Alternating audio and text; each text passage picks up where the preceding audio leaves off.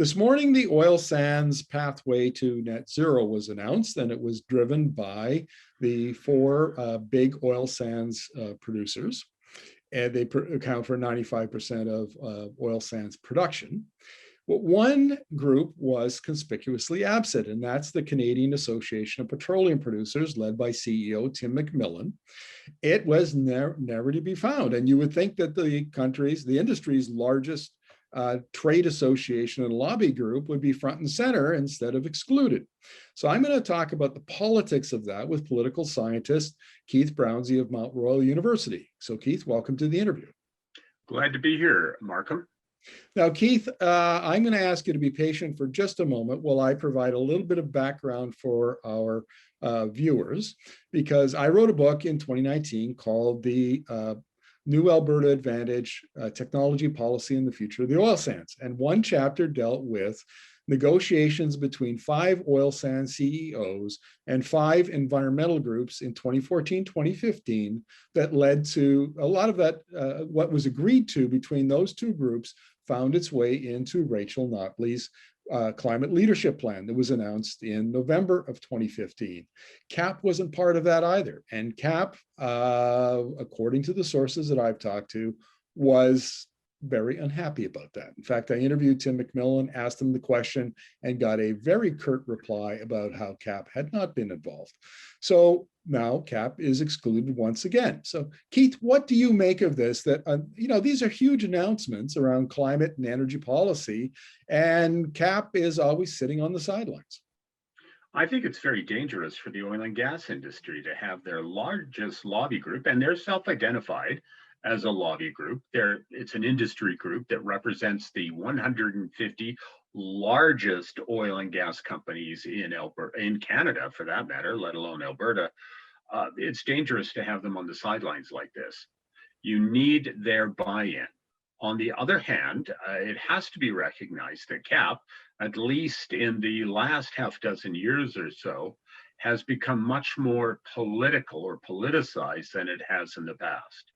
There have been rumors, and only rumors, I want to emphasize this, of conservative strategy meetings in CAPP offices. This isn't a good introduction to a Liberal government in Ottawa or a new Democratic government in Alberta as of 2015. On the other hand, it also, I think, identifies some fissures within the oil and gas sector. Those companies, such as the largest producers in the oil sands, who've announced their program to get to net zero by 2050, CAPP is irrelevant to them now. They just move around it and make their own pronouncements. Yes. Yeah, well, and after 2015, when the climate leadership plan was announced, there were 4 CEOs on the stage with Rachel Notley, and people like Steve Williams from Suncor.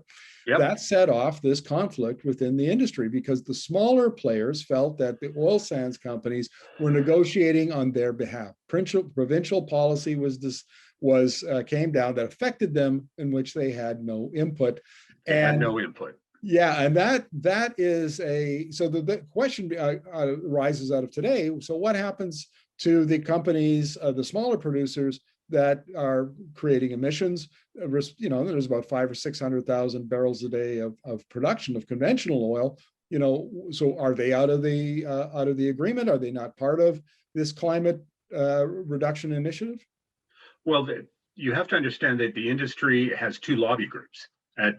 3 or 4 actually, but in terms of exploration and production, it has 2. It has CAPP, the Canadian Association of Petroleum Producers, and it has CPAC, the Small Explorers and Producers Association of Canada. CPAC has never been part of these negotiations. Their membership is very much opposed to any GHG regulation, and has not been part, as far as I know, to this time, of any negotiations with the province or even the federal government on GHG reductions. So you've got that. And within CAPP itself, there's a long way from 10,000 barrels a day to 70, 80, 100,000 barrels a day as produced by the largest oil sands companies.